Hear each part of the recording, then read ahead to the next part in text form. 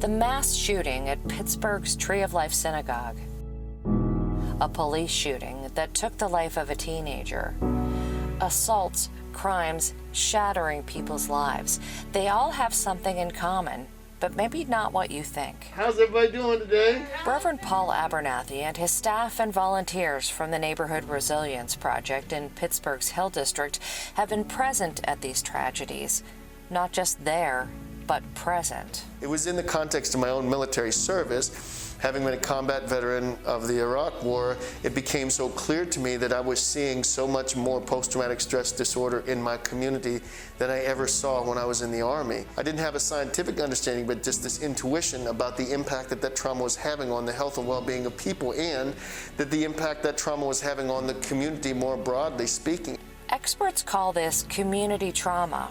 Death is the worst, but it's not the only trauma. It's not that everybody here has lost to son to gun violence, but everybody knows somebody who has. Not everybody here is a relative incarcerated, but everybody knows somebody who has. Not everybody's been evicted, but everybody knows somebody who has. And this is very widespread. And of course, in our community, it doesn't go back decades. This kind of trauma goes back centuries. And so it's really impacted life in the community. It's why they focus on the basics, like people without enough clothing or food. I enjoy working with the mission, I'll say. You know, I loved it from the beginning. You know, we were focusing on the occupation and compassion and understanding and service, you know, under the name of the Lord. When you want to change something in your life, you got to do something different. Hunger is a debilitating force. This is a debilitating condition.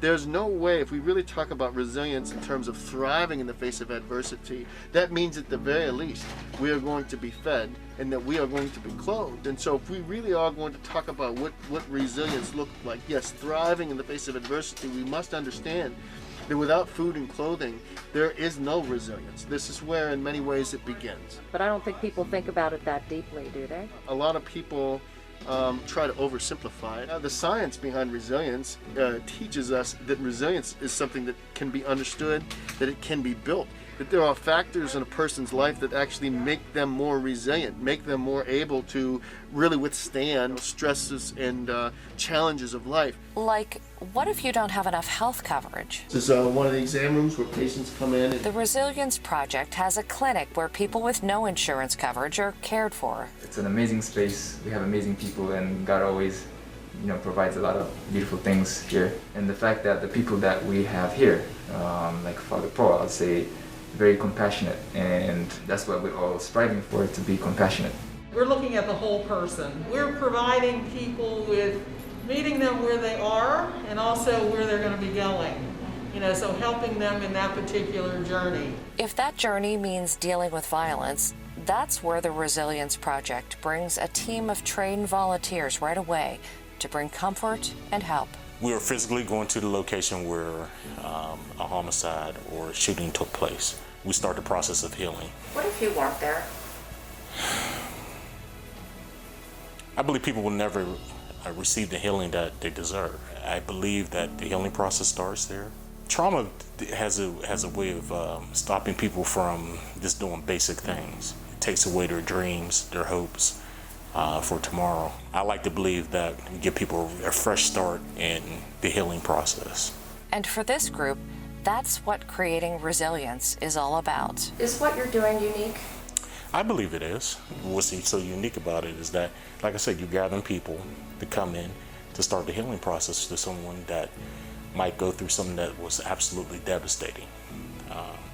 The loss of a child or loss of a loved one, a husband or wife to gun violence.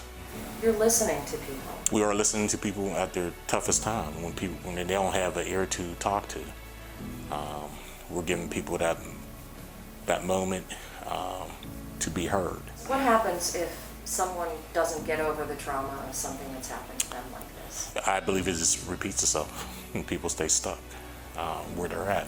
And if you're stuck in that state of trauma, it just builds on itself. Do you feel like you changed someone's life? That's my hope, but you probably never, unfortunately in this position, you never see, the long-term results. But, hopefully, if I can help one person, then I think I've done my job.